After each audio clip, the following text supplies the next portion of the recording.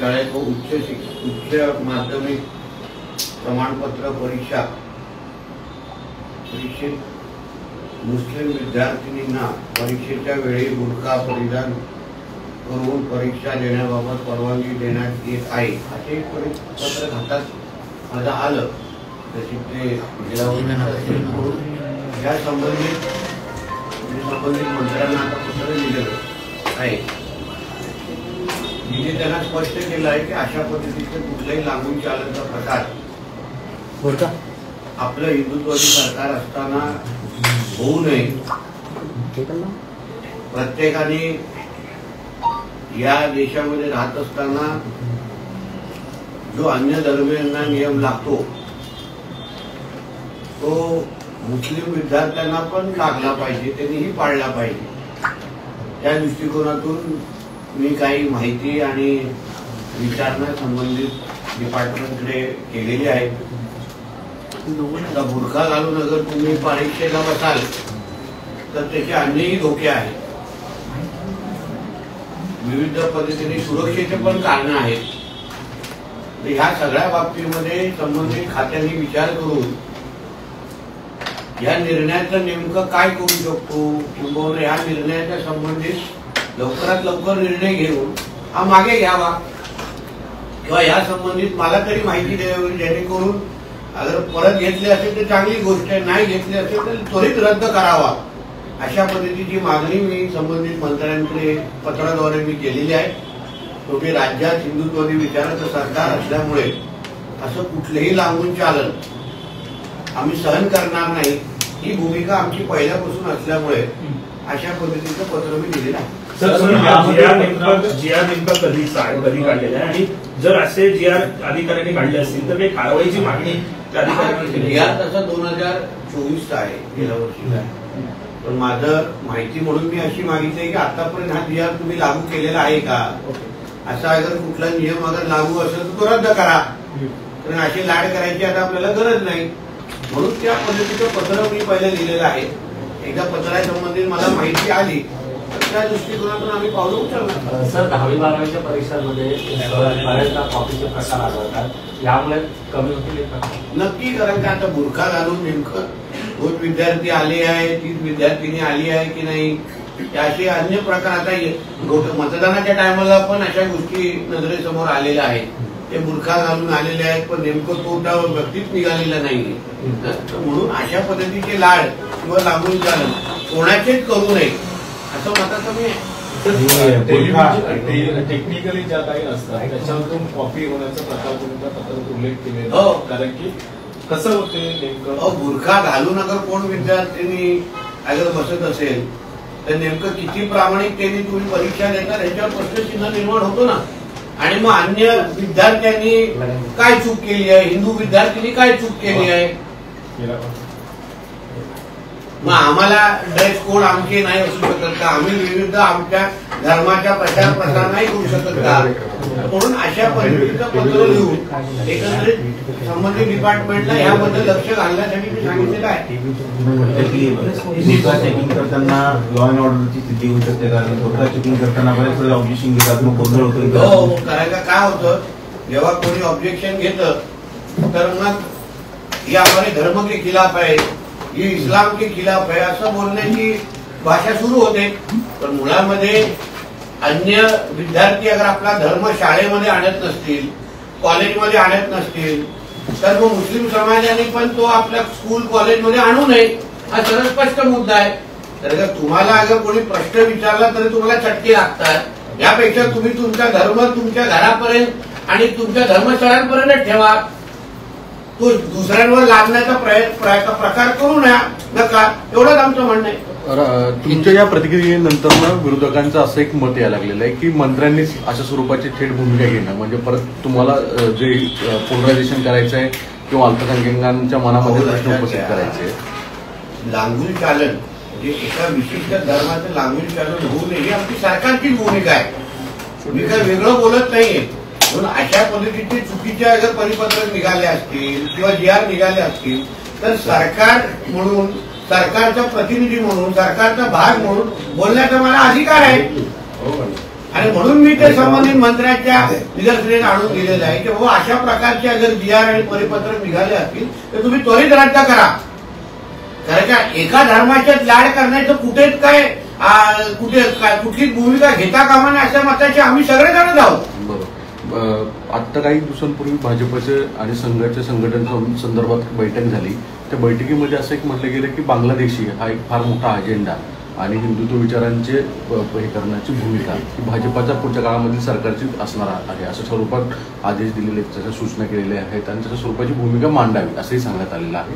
एक लक्षात घ्या, मुळामध्ये हिंदुत्व हा अजेंडा हा राजकीय कधीच असू शकत नाही. हिंदुत्व आपल्या हिंदू राष्ट्रामध्ये जगत असताना हिंदुत्वाबद्दल बोलणं हे मुळामध्ये राजकारण आणि मतं मिळवण्याचा विषय राहत नाही.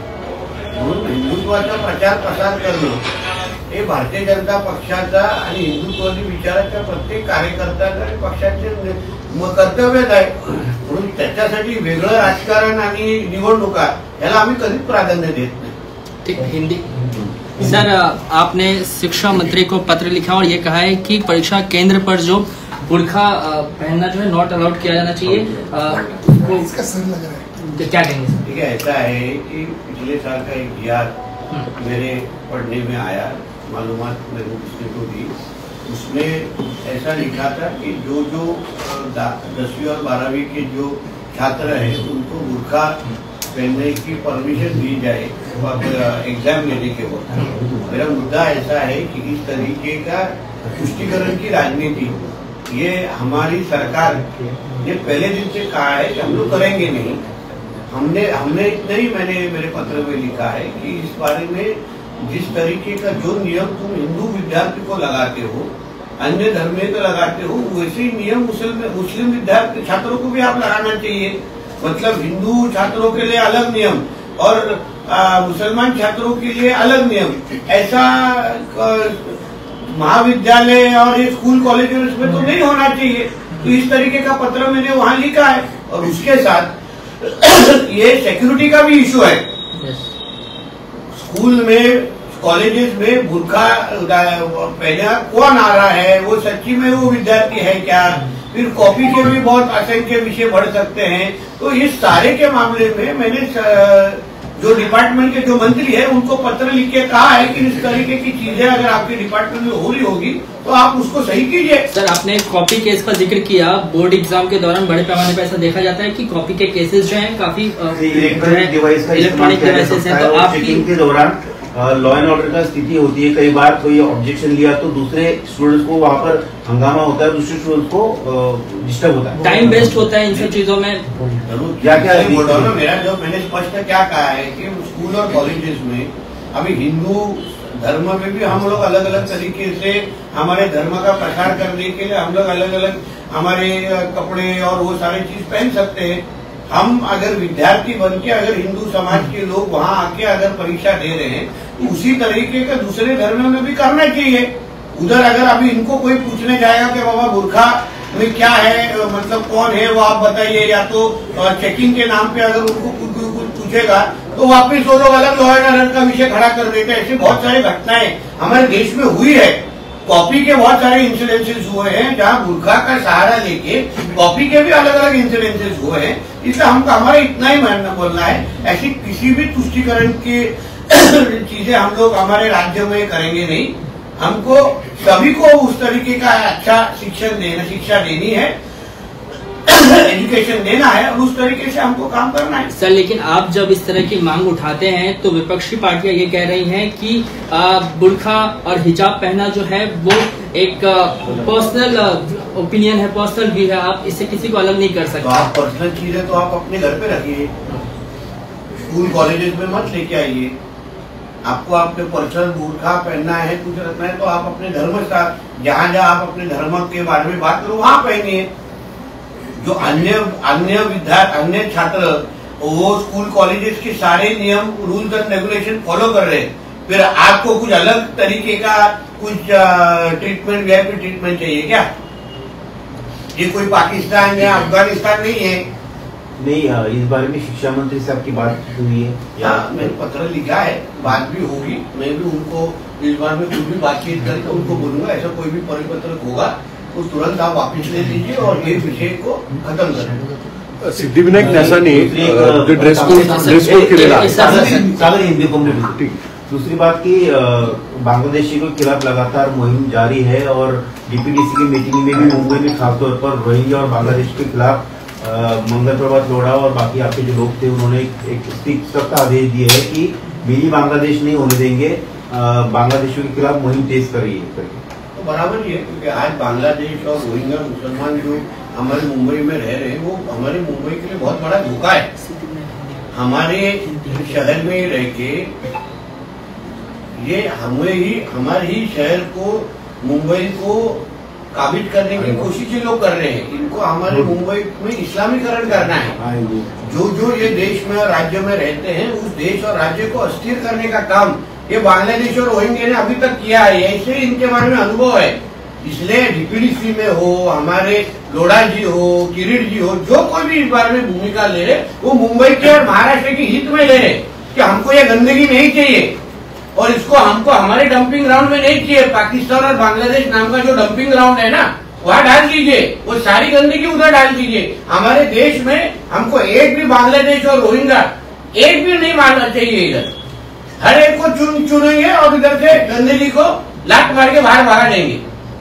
सर, सिद्धिविनायक प्रशासन की तरफ से ड्रेस कोड लागू किया गया और ये कहा गया है कि जो भी श्रद्धालु आए वो भारतीय परिधान में आए, लेकिन सुप्रिया सुले ये कहती हैं सिद्धिविनायक मंदिर का ये फैसला मुझे आश्चर्यजनक लगा। ऐसा है ना, ताई को हमेशा हिंदू और हिंदू धर्म के बारे में हमेशा हर चीज चुपती है। कभी भी इस्लाम, ट्रिपल तलाक के बारे में उनको बोलने को बोले तो वो उसकी प्रशंसा ही करेंगी। इसलिए सुप्रिया ताई से अलग हमको कुछ अपेक्षा नहीं है कि उनको हिंदू एलर्जी है, इसलिए उनसे जो अपेक्षित उत्तर था वही मिला है।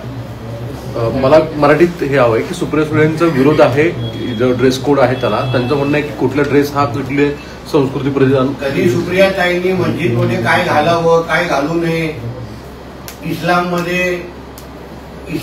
कसं चुकीच्या पद्धतीने कट्टरपंथी करतायत, कसं महिलांवर अत्याचार करतायत, कसं लव जिहाद मध्ये आमच्या हिंदू माता भगिनींचं आयुष्य खराब करतात, असं कधी सुप्रिया ताईंना कधी बोलताना तुम्ही ऐकलंय का?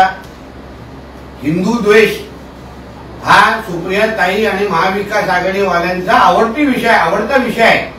जिथे हिंदूंचा द्वेष होत असेल, हिंदू धर्माची बद्दल काही बदनामी करण्याचा विषय असेल तर ह्यांच्यामध्ये स्पर्धा सुरू होते की तू जास्त बदनामी करते की मी करते। म्हणून सुप्रिया ताईकडून हा अपेक्षितच होतं, कारण का हा शेवटी हिंदू समाजाच्या संदर्भात आहे। एक चांगली गोष्ट जे सिद्धिविनायक मंदिराच्या माध्यमातून जे जाहीर केलं गेलेलं आहे ती चांगलंच आहे, कारण आपण आपल्या मंदिरात जात असताना आपण काय घालावं एवढा विचार करून अगर हिंदू समाज अगर तिथे गेला तर त्याच्यामध्ये काही चूक नाही आहे।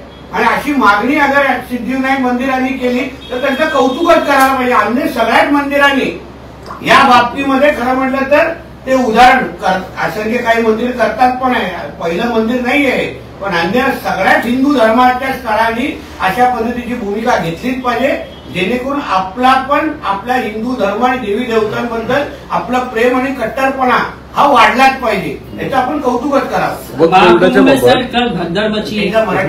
वक्फ बोर्डाच्या संदर्भात काल जे शिवसेनेचे उबाटाचे खासदार आहेत सावंत यांनी जी भूमिका मांडली ती एमआयएम आणि त्यांची सारखी राहिली। आता उद्धव ठाकरे आणि आदित्य ठाकरे त्याला कव्हर करताना म्हणतायत की भाजपाचं हिंदुत्व हे हिंदुत्व नाही, आम्ही वक्फला विरोध करतो। याचा अर्थ आज ओबीसी आणि उद्धव ठाकरेमध्ये काहीच फरक राहिलेला नाही, हे करण अर्जुन झालेले आहेत, म्हणजे त्याच्यामध्ये काहीच फरक नाही। पण अरविंद सावंतनी घेतलेली भूमिका ही उद्धव ठाकरेंची भूमिका आहे। उद्या जेव्हा मातोश्रीवर वक्फ बोर्डचा जेव्हा बॅनर लागेल ना की हे वक्फ की जमीन आहे, तभी उद्धव ठाकरेला कळेल वक्फ म्हणजे कुठली मिरची असते। जोपर्यंत स्वतःवर होत नाही, कर्जतचं फार्म हाऊस, मातोश्री, वक्फ बोर्डचा बोर्ड लावून टाका ना, मग वक्फला देऊन टाक, एवढं तुझं प्रेम असेल तर मग बडबड कर। ज्यांच्या जमिनी हिंदू समाजात ज्यांच्या जमिनी गेल्या आहेत ना त्यांचं दुखणं वेगळं आहे, ते उद्धव ठाकरेसारख्या हिरव्या सापाला कधीच कळणार नाही। सर, वक्फ बोर्ड को लेकर अरविंद सावंत जो उनके सांसद हैं वो सॉफ्ट कॉर्नर लेते हुए दिखाई दे रहे हैं, क्या कहेंगे? देखिए ऐसा है कि उबाटा नाम का जो ये गट है ये महाराष्ट्र की मुस्लिम लीग है। जो मुस्लिम लीग की भूमिका होती है वही उद्धव ठाकरे की पार्टी की भूमिका होती है। इसलिए कल जब इनकी इनका मातोश्री जो घर है वो जब भी वक्फ के अंदर वक्फ बोर्ड जाके उसके ऊपर बाहर बोर्ड लगा देगा ना, तभी उद्धव ठाकरे को समझेगा वक्फ कौन सी क्या चीज है। जब तो खुद पे बीतती नहीं है। आज बहुत सारे हिंदू समाज के लोगों का हक की जमीन, हक का घर ये वक्फ बोर्ड ने ले लिया है, उनकी जिंदगी बर्बाद कर दी है। वो जब तक उद्धव ठाकरे के ऊपर खुद पे बीतेगी नहीं तब तक उनको विषय समझेगा भी नहीं। ओवैसी के सुर में सुर मिलाते हुए आप ये देखते दोनों जुड़वा भाई है। यार ओवैसी को दूर से देखेंगे तो उद्धव ठाकरे दिखता है, 5 जगह दिखता है तो ओवैसी है। सर एक लास्ट कमेंट सर महाकुंभ में भगवती विपक्ष मिसमैनेजमेंट को लेकर सवाल खड़े कर रहे हैं। ऐसा है, जिस तरीके से हमारे मुख्यमंत्री योगी आदित्यनाथ जी ने महाकुंभ का आयोजन किया है, कुछ भी पहले फायर की घटना घटी उसके बाद तुरंत उसके ऊपर एक्शन लिया गया, वापिस सब कुछ ठीक हुआ गया। वैसे आज जो कुछ भी हुआ है हमारे मुख्यमंत्री योगी आदित्यनाथ जी सक्षम है। महाकुंभ ये हमारे देश और विदेश में इनकी सराहना हो रही है, तो इसलिए उसके बारे में उंगली उठाने वाले ने 2 बार सोचना चाहिए। इस तरीके का आयोजन जो कभी भी कोई भी कांग्रेस या इंडिया अलायंस की सरकार नहीं सकती थी, वो इतिहास हमारे योगी आदित्यनाथ जी ने करके दिखाया है। ताज्या अपडेट्स आणि ताज्या बातम्यांसाठी आजच सबस्क्राईब करा आपला Sindhudurg digital news channel. Like करा, शेअर करा, कमेंट करा आणि महत्त्वाचं म्हणजे बेल आयकॉनला क्लिक करायला विसरू नका।